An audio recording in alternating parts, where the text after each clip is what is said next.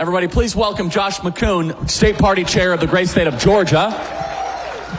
Josh, walk us through what happened this cycle in Georgia. Donald Trump won. Tell us the story. Well, once again, the story were low-propensity voters that did not vote in 2020. We saw in the first week of early voting, which again we emphasize for people to turn out early, that 15% of those first weeks of early voters did not vote in 2020. By the time we got through 3 weeks of early voting, almost 1 million Georgians who voted in the 2024 presidential election did not vote in 2020. They broke hard for President Trump. That really was the story. So let's walk through some of the ground game you guys did. What did you do as State Party Chair of Georgia that was different or better than previous cycles?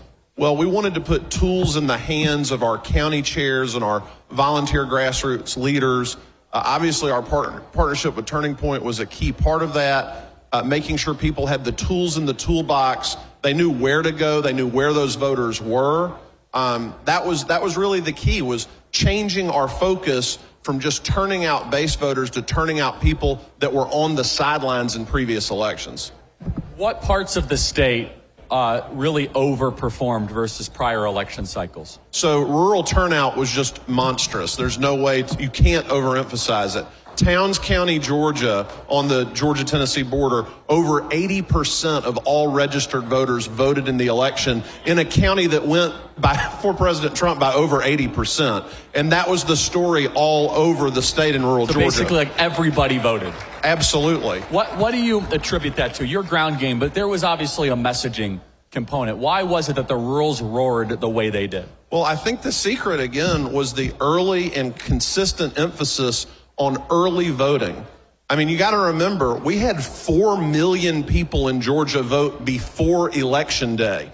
And a lot of those low propensity voters, even though some of them broke late and voted on Election Day, the vast majority got out and voted because of our emphasis on getting out early. That to me was the crucial piece to the strategy. What did you learn that can now be applied for future election cycles in Georgia?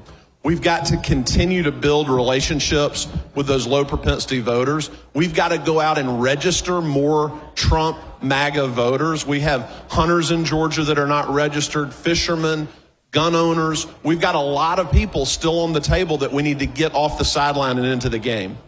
So walk us through. Georgia is the centerpiece for the 2026 midterms. Who is up? What is the configuration? What's happening in Georgia? So Senator John Ossoff is up for re-election, one of our 2 Democrat U.S. senators. And, you know, he's very vulnerable. We think we can take him out.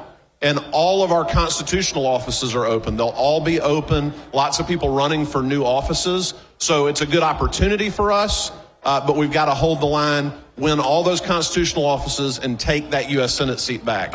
So, Josh, let's speak more broadly. I mean, you were a centerpiece. The president entrusted you with Georgia. What is the direction you want to see the Republican Party go from a grassroots standpoint on how other state parties need to be run?